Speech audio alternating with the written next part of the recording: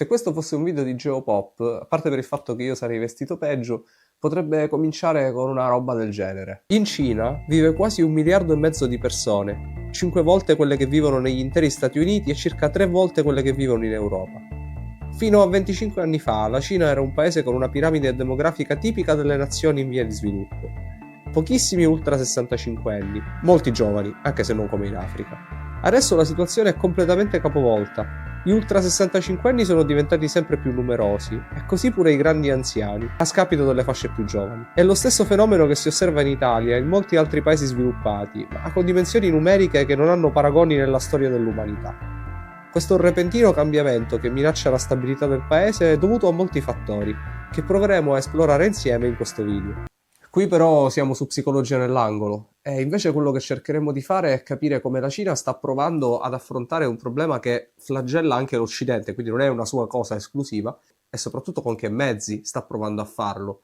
E se siamo qui, se ho deciso di parlarne sul canale, si vede che evidentemente non sono solo mezzi di natura economica, ma sono invece delle modifiche di tipo culturale che il governo dittatoriale della Cina sta provando a imporre ai suoi cittadini per provare a non scomparire, che è la minaccia che tocca tutti gli europei, in generale tutti gli occidentali.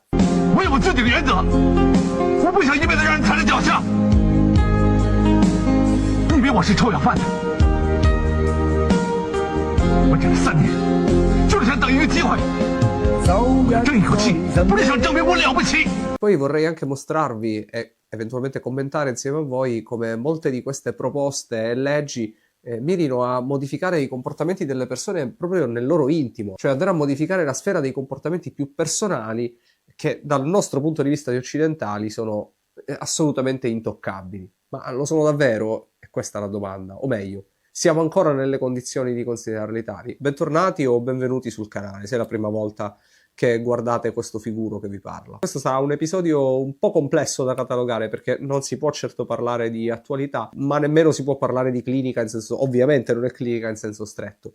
È più che altro un video in qualche modo propedeutico, perché va a sfiorare una questione che invece ci interessa da vicinissimo, che è la questione, come avrete capito, dal titolo, ma anche da quello che ho detto nell'introduzione, l'enorme crisi demografica che tocca tutto il mondo, a molte parti del mondo, ma soprattutto in una misura impressionante l'Europa e l'Asia dell'Est, quindi i paesi sviluppati dell'Asia. Dico che è propedeutica perché ci serve a introdurre un concetto fondamentale usando un paese famoso e diciamo peculiare come la Cina come esempio. La Cina, chiaramente tutti noi lo sappiamo, lo sanno anche i suoi cittadini, ma non possono dirlo, è una dittatura. E a proposito di dittature, prima di addentrarci nella materia di oggi, penso che abbiate visto il cartello che c'è alle mie spalle e che l'abbiate letto, nel caso ve lo dico io, c'è scritto in inglese Iran libero, basta con la tirannia della Repubblica Islamica. Quello che sta succedendo in Iran è un tema che mi tocca da vicino, che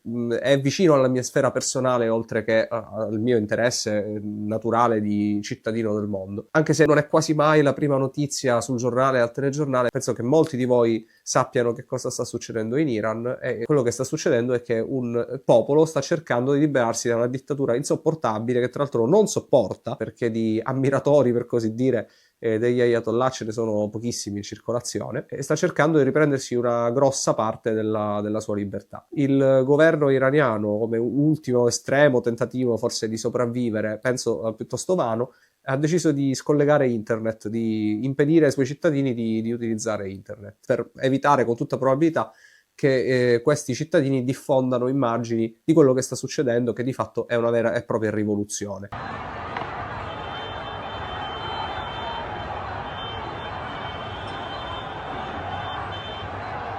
La mia umilissima richiesta è di essere voi, se volete, la voce di questo popolo, anche perché in questo paese, in Italia, ma in generale in Europa, si sono ultimamente combattute battaglie ideologiche per motivi molto più stupidi e anche decisamente più deprecabili. Quindi se proprio volete imbarcarvi in un tentativo di fare qualcosa di universale, nel senso di rilevante per il mondo, molto al di fuori dei confini del nostro paese, ecco, questa mi pare una buona causa. Terminato questo intermezzo, Torniamo alla nostra questione. La nostra questione è questa. Come dicevo, e come tutti sanno, perché perché tutti i politici ne parlano in tutti i paesi del mondo, o quasi, tranne quelli che il problema non ce l'hanno, siamo in una condizione di crisi demografica di fatto senza precedenti nella storia dell'umanità. Dicevo, i politici in Europa ne parlano tutti, a destra, a sinistra, in tutte le posizioni, chi governa e chi non governa. Chi non governa accusa chi governa di fare poco e poi eventualmente si scambiano le posizioni. E chiaramente si avanzano delle proposte. Le proposte sono grosso modo sempre le stesse, cioè si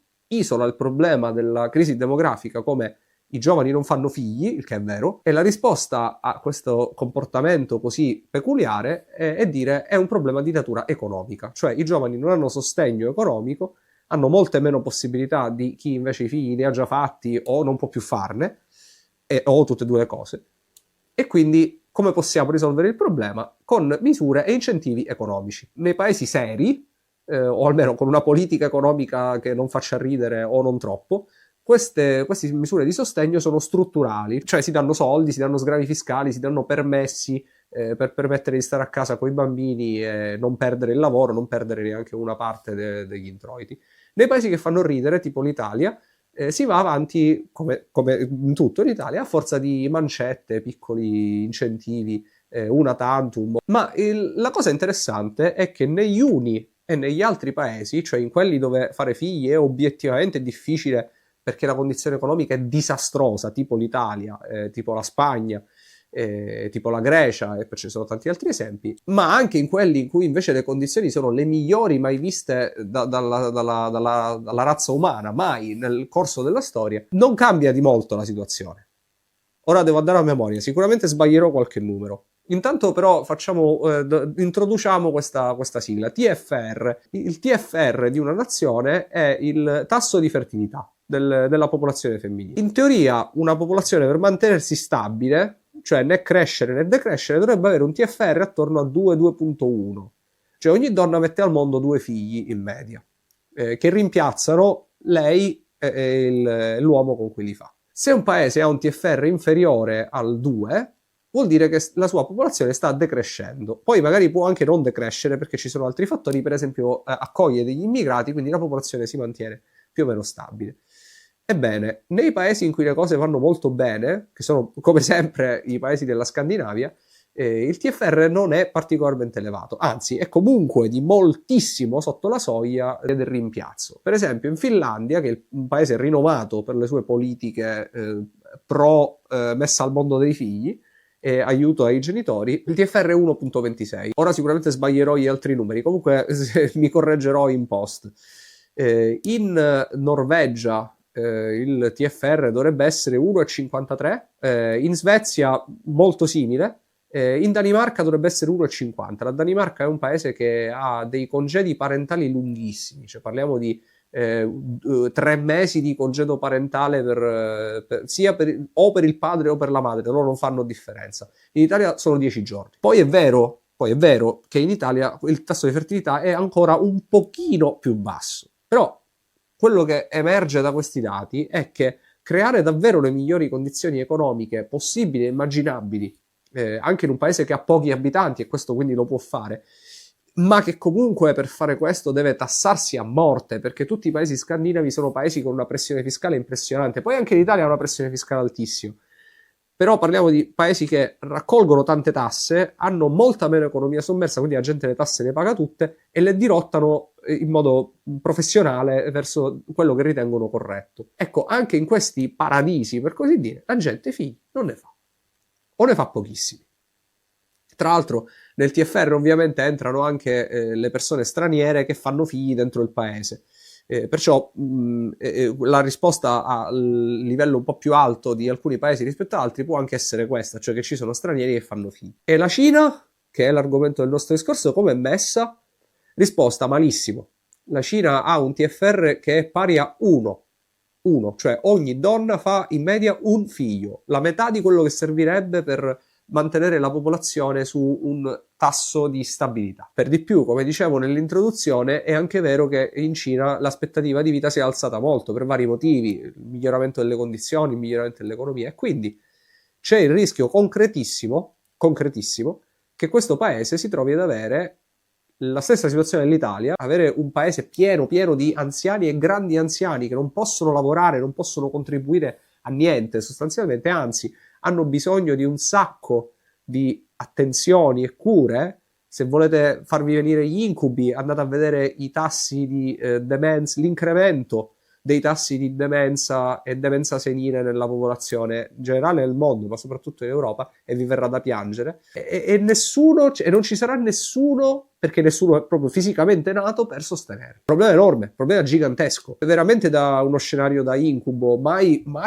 previsto nella storia dell'umanità. Ora, le cause di questo abbassamento della fertilità, in generale della voglia di fare figli o della possibilità di fare figli, sono tantissime, sono molteplici. Quelle della Cina sono molto peculiari, perché a differenza di moltissimi altri paesi del mondo, lo vedremo nella parte che verrà, i cinesi si sono causati da soli questa condizione, cioè hanno letteralmente ingegnerizzato la loro società per fare meno figli.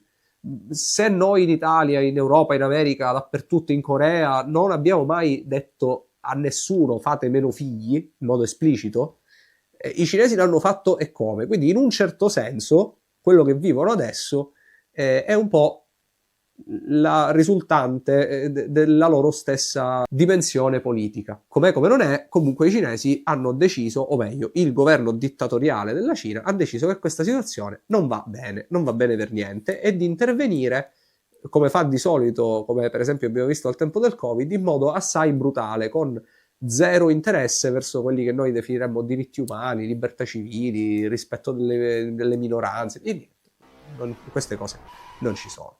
C'è una volontà politica di cambiare le cose, e le cose vanno cambiate velocemente e senza curarsi più di tanto della salute del singolo individuo, nell'idea molto collettivista e secondo me molto falsa, ma efficiente, che la collettività venga prima dell'individuo. In sostanza, quindi, in questo video andremo a vedere come il più popoloso paese del mondo, chissà per quanto il più popoloso, ma comunque il più popoloso al momento paese del mondo, sta cercando di non ridursi o all'estinzione o a diventare invece il più grande ospizio del mondo, utilizzando dei metodi tutti di natura culturale, psicologica e sociologica, che per noi occidentali oscillano un po' fra il divertente, l'inquietante e il ridicolo, ma che poi in realtà sono metodi che hanno la loro validità logica e la loro bontà logica proprio sulla base di quello che abbiamo appena detto prima, cioè che gli interventi solo di natura economica e trattare l'argomento denatalità solo dal punto di vista economico palesemente non funziona. Prima di entrare nella storia recente, per fortuna, perché se andassimo a quella antica non ne usciremmo più,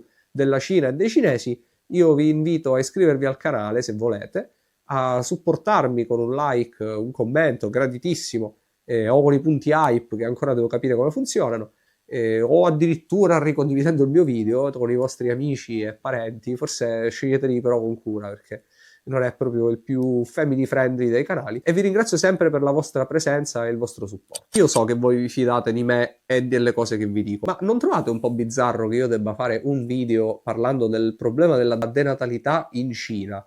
Cioè, quando io andavo a scuola, ero bambino, ragazzino, quello che si diceva della Cina è anzi che era un paese troppo popoloso, che facevano troppi figli, al punto facevano troppi figli e era un paese troppo popoloso, era arcinota la famosa legge del figlio unico, che infatti è una cosa vera, è una legge che venne promulgata nel 1979 da Deng Xiaoping. Deng Xiaoping è stato il successore di Mao Zedong, che è il fondatore della odierna Cina, Repubblica Popolare Cinese, cioè della Cina comunista. Il povero Deng Xiaoping aveva una paura matta, e aveva ragione ad avere una paura matta, perché nel giro di un trentennio i cinesi praticamente si triplicarono, nonostante il fatto che Mao avesse fatto il possibile per farli estinguere con il grande balzo in avanti, la lotta alle quattro pesti e un sacco di idee scellerate, che è quello che poi succede quando c'è un dittatore che si fida di cialtroni che gli dicono quello che dovrebbe fare e nessuno gli si può opporre. Comunque, Deng Xiaoping, che invece era una persona un po' più di buon senso, capì che la situazione stava precipitando, perché se i cinesi avessero continuato a fare figli al ritmo che lui vedeva dalle sue statistiche, sarebbero arrivati a essere tipo alla soglia del 2000 tipo a 2 miliardi di abitanti. con neanche il 4% delle terre coltivabili del mondo, perché ok, la Cina è grande, ma è piena di montagne, è piena di cose che non si possono coltivare, fiumi che esondano. A Deng venne la gran paura e corse ai ripari. A fortuna sua è che sotto di sé, o meglio, era il dittatore di un popolo molto disciplinato e che ascoltava moltissimo l'autorità. Perciò quando obbligò di fatto la sua popolazione a smettere di fare figli e limitarsi a un solo figlio, venne ascoltato. Tra l'altro questo cambiamento paradigmatico ebbe anche alcuni effetti collaterali, forse collaterali no, perché in realtà dai documenti sembra che lo volessero, che dipendevano da un fatto. Uno dei deterrenti per evitare che le persone avessero troppi figli era consigliare alle donne di non avere figli troppo presto. Cina, società principalmente agricola, quindi immaginatevi che le ragazze già a 16-17 anni cominciassero a fare figli nella loro società tradizionale, come d'altronde era anche da noi. Perciò il governo cominciò a dire: no, non fate figli subito, andate a scuola, aspettate, metteteci un po' più di tempo. E in effetti questa legge venne rispettata. Sia chiaro che, a differenza delle cose che venivano dette in Occidente, non è vero che chi faceva 2 figli o più aveva i figli uccisi, no? Questo genere di cose. Semplicemente era molto sconsigliato, si pagavano delle tasse pesanti e in alcuni casi effettivamente i bambini potevano essere tolti alle famiglie. Perciò improvvisamente dal 1980 in poi le famiglie cinesi cambiarono completamente. Da nuclei familiari giganteschi, famiglie allargate in senso stretto, chiaramente patriarcali, con un numero di figli enorme, e quindi di cugini, di parenti che vivevano generalmente nello stesso nucleo, si passò a quelli che venivano chiamati, prima scherzosamente, poi neanche tanto, piccoli imperatori.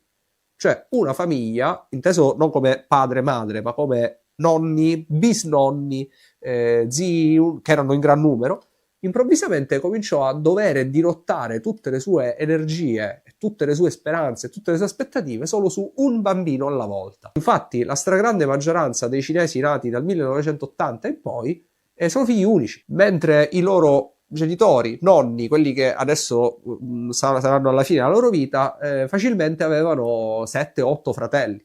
Capite che tipo di sbilanciamento c'è da un giorno all'altro? È una cosa che su questa scala non è mai stata fatta nella storia dell'umanità, probabilmente non verrà mai più fatta. Quindi immaginatevi che belle aspettative e che bel livello di pressione aveva questo povero bambino, e dico bambino al maschile, non è un caso, perché potendo fare un solo figlio e avendo a disposizione gli strumenti moderni, molte famiglie volevano sapere in anticipo se questo bambino era un maschio o una femmina, perché i bambini maschi, società, come dicevo, molto patriarcale e tra l'altro influenzata pesantemente dai valori del confucianesimo, il bambino maschio è prezioso, la bambina femmina mica tanto. Quindi c'era e c'è stato, e lo sanno tutti, un grande ricorso all'aborto selettivo. E potete immaginare che quindi nascere selezionato in un ambiente familiare così peculiare un certo peso sulla mente, sulla mentalità, lo lascia. E infatti in questo peso ci sono già i segni premonitori di quello che sarebbe successo e che sta succedendo adesso. E quindi che sta succedendo adesso? Perché ne stiamo parlando? Perché le persone più giovani in Cina, quelli che hanno la mia età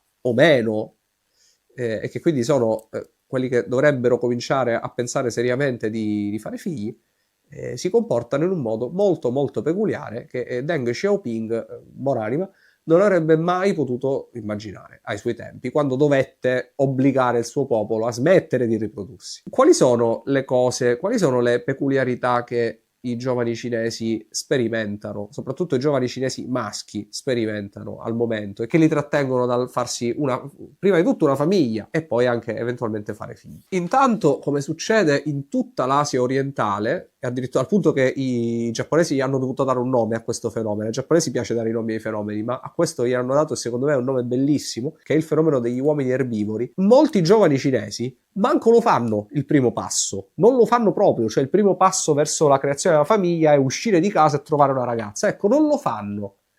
Non lo fanno perché, per molti motivi, parliamo di una società estremamente difficile per un giovane uomo, una società spaventosamente competitiva. Non è la sede, questo video non è la sede giusta per parlare di questo, ma comunque se vi interessa basta che cercate su internet Gaokao, che è il test di selezione per entrare all'università, e vi rendete conto di che cosa passano questi ragazzi cinesi giovani che vogliono provare che vogliono provare a vogliono provare a costruirsi un posto nel mondo e devono però competere con veramente milioni, centinaia di milioni di loro simili, tutti cresciuti come loro, cioè come l'unica speranza di una famiglia, magari l'unica speranza verso il riscatto. Ecco, una competitività di questo genere è la morte del desiderio sociale. Ne consegue che passano una quantità incredibile di tempo a fare due cose: o a lavorare, modello 996, anche questo forse metterò qualcosa nell'info box per spiegarlo. Comunque è un modello di orario di lavoro in cui praticamente ci si dorme 2 ore e poi si lavora come delle bestie. Oppure quelli che questo modello non lo vogliono seguire perché non ne vedono l'utilità, perché tanto la società è troppo competitiva e quindi lasciano perdere, fanno una specie di quello che noi potremmo definire rotting. Cioè stanno a casa, guardano una quantità spaventosa di contenuti su TikTok cinese, che è diverso da quello europeo occidentale, giocano tantissimo ai videogiochi, soprattutto a videogiochi per telefonini, stanno sempre attaccati al telefono. Lo so che sembro mio nonno a parlare così, però effettivamente pare che davvero spendano tantissimo tempo al telefono. Quei poveri cristi che vogliono sposarsi, chissà come riescono a trovarsi la fidanzata, se lo vogliono davvero fare, poi devono pagare delle cifre mostruose alla famiglia della sposa come dote. E infatti questa è una cosa su cui il governo è intervenuto, e quando andiamo diciamo, alle leggi alle nuove leggi promulgate andremo a vedere. Ma comunque pure questo ti dissuade, perché cioè, già è difficile trovarti un lavoro ben pagato, perché l'economia in realtà è stagnante, i posti di potere sono tutti occupati dai vecchi, e poi ti senti dire sì, però pagaci 20-30 mila euro di dote per avere nostra figlia, perché noi abbiamo cresciuto una figlia che non porta lo stesso valore dell'uomo. Questo concetto è ancora radicatissimo. E il povero Cristo che ha fatto tutti gli step probabilmente se ne torna pure lui a cameretta a guardare TikTok. Ultimo punto: consumano una quantità veramente notevole, da quello che si sa, perché poi statistiche ufficiali dalla Cina non è che ne escono, quindi tutto quello che sappiamo lo sappiamo da fonti alternative, ma è abbastanza chiaro che consumano una quantità non risibile di pornografia. E da quello che sappiamo in Cina, ma forse non è tanto sorprendente vista comunque la vicinanza geografica e in qualche modo culturale, se un giapponese me lo sentisse dire si innervosirebbe parecchio, eppure un coreano, però la vicinanza culturale, geografica, in qualche modo storica a questi paesi ci fa capire che probabilmente di hikikomori veri e propri in Cina ce ne sono tanti, che di quelli che noi potremmo definire incel ce ne sono tanti, eppure di questo ci sono alcuni, chiamiamoli studi, comunque sono più investigazioni giornalistiche, che ce lo confermano. Una bella situazione, perfetta. Quindi, per sintetizzare, abbiamo una popolazione di giovani che guardano una marea di porno e non riescono a uscire con le ragazze, e in molti casi neanche ci pensano a uscire con le ragazze.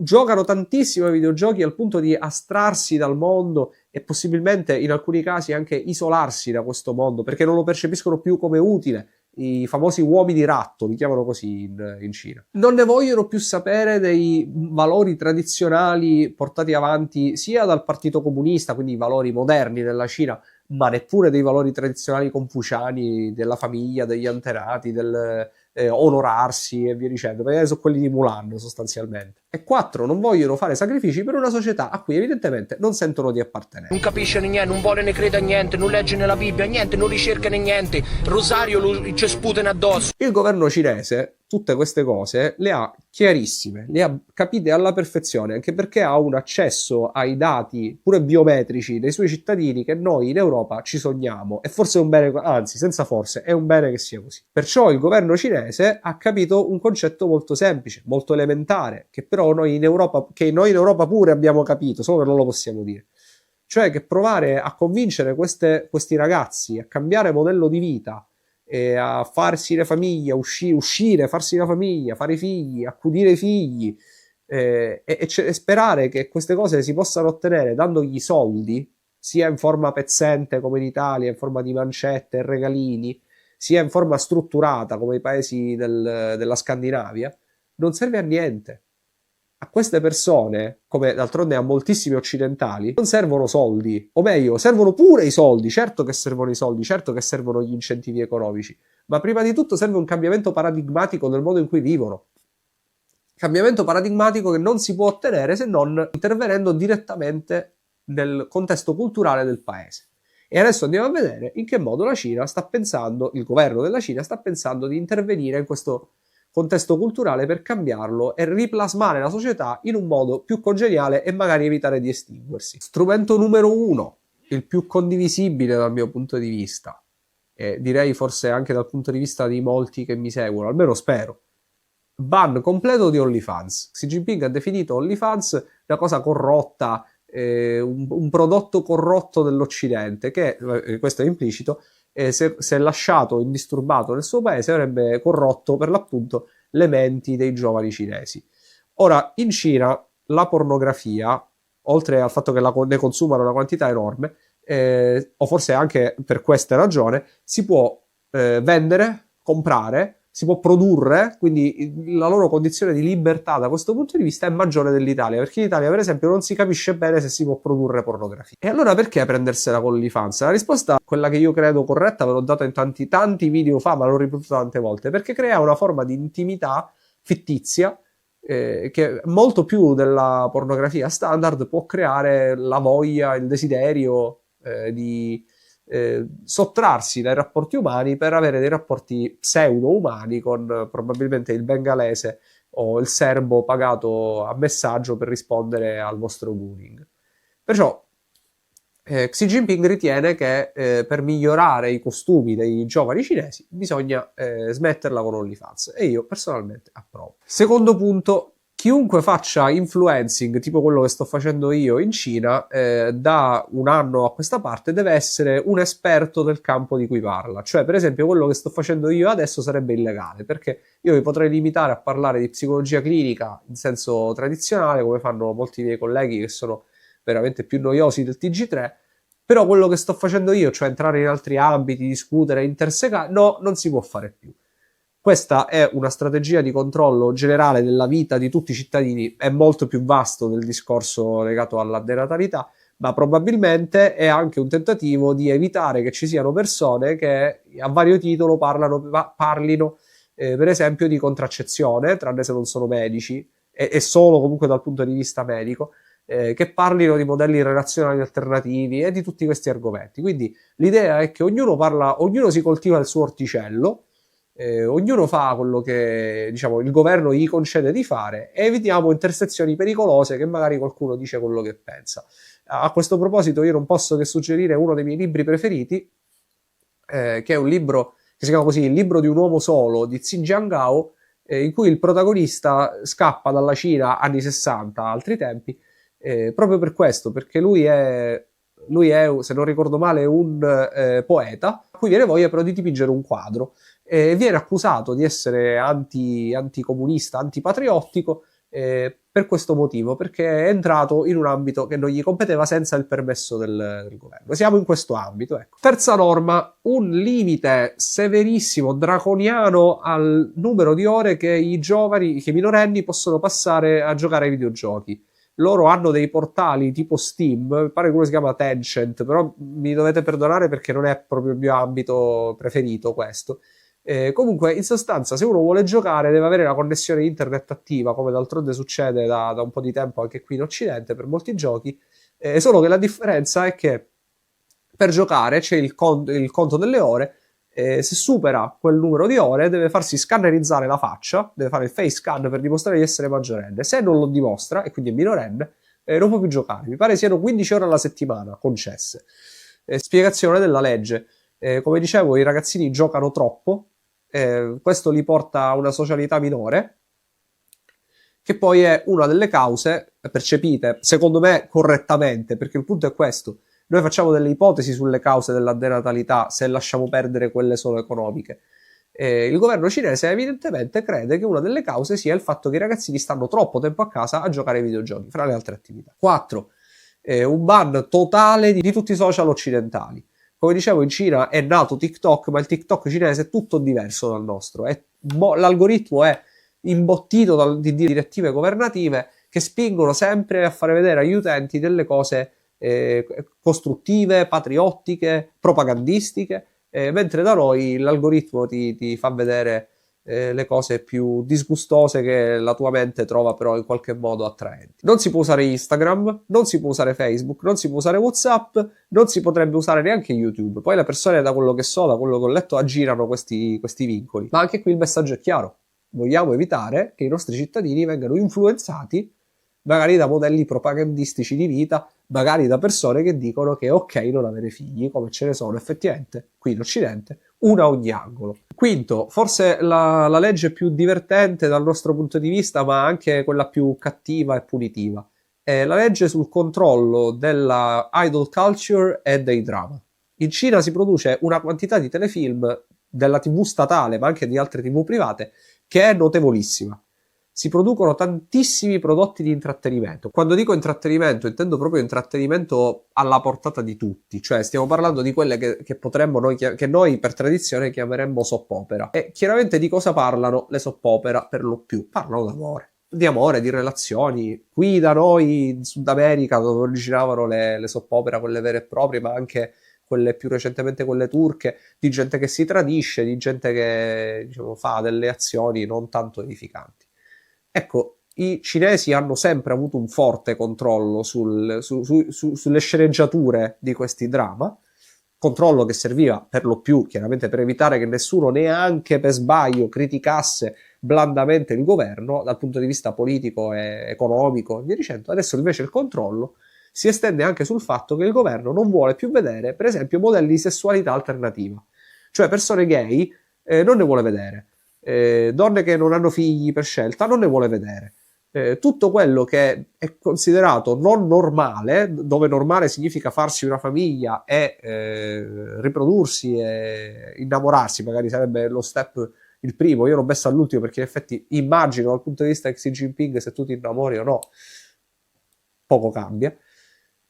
E tutto questo al governo non va più bene e quindi nel dramma non ci può essere, e perché sono prodotti seguitissimi. Discorso simile vale per l'idol culture. Se voi non sapete cos'è una o un idol, ci sono moltissimi approfondimenti su YouTube e anche oltre che potete trovare. Comunque, diciamo, è un cantante, showman, showgirl, che spesso è in un gruppo con altri idol, ma non necessariamente, che si distingue per la sua bellezza, oltre che per il suo eventuale talento. Diciamo, la via dell'idol è molto complicata per tanti motivi. È una forma di intrattenimento che va per la maggiore in Asia, ma poi è sconfinata anche qui da noi in Europa.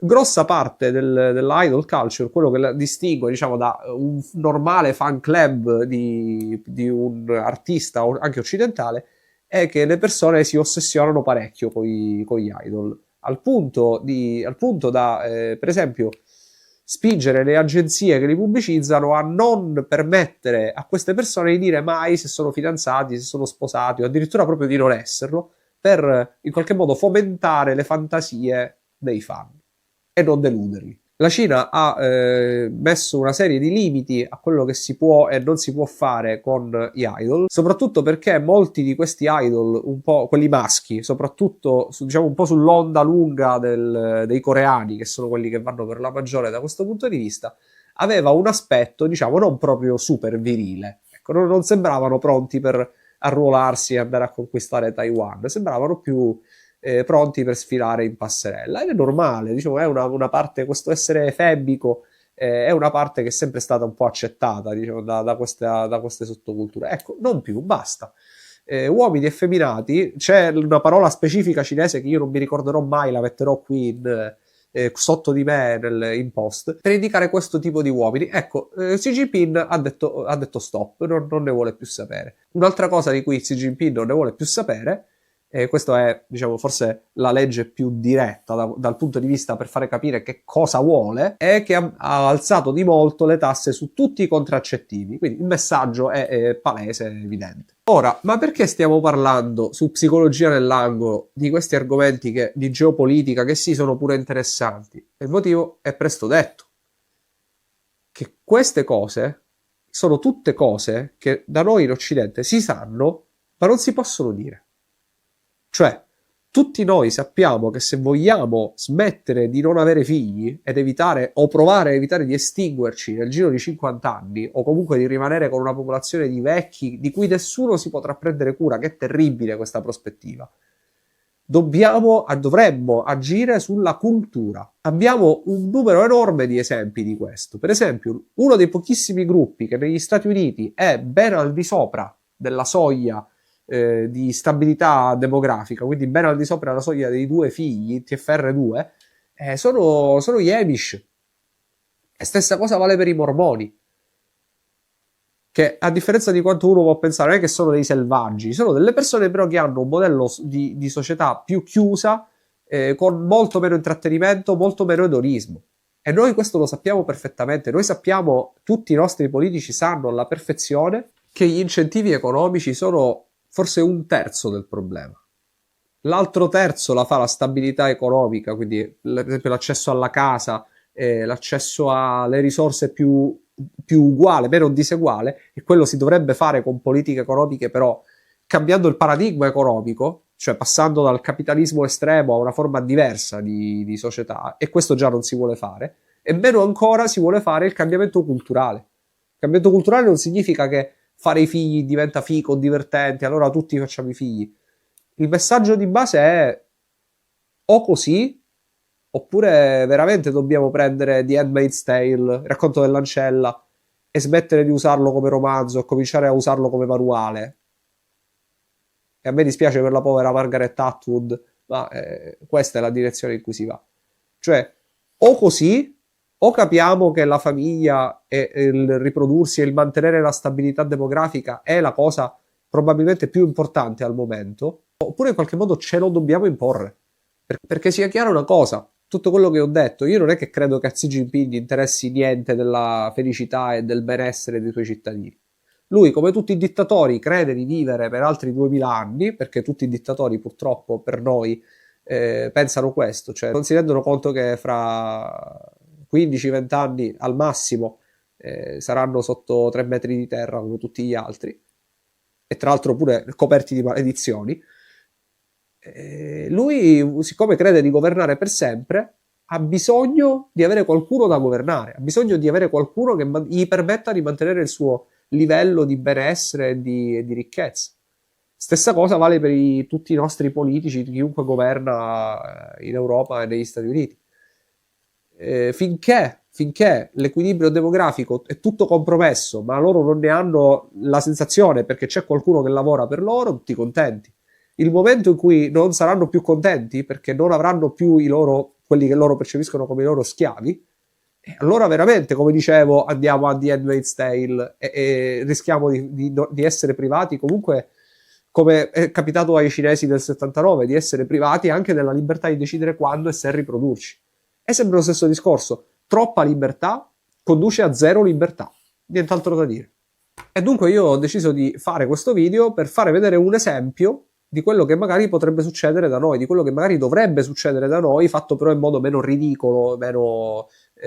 c'è qualcosa di strano nel modo in cui i cinesi fanno le leggi, in generale si comportano, cioè, li trovo sempre un pochino teatrali. Ecco, magari fatto in modo meno teatrale, però provare a cambiare lo scenario culturale dei giovani sarebbe il primo passo fondamentale per ottenere quel cambiamento che si vuole ottenere. Ma in Europa non si può dire, negli Stati Uniti più o meno non si può dire, perché da noi dire la verità, cioè dire guardate abbiamo un problema e il problema si può affrontare solo così, è diventato un atto di sedizione. E lo vediamo in tantissimi esempi.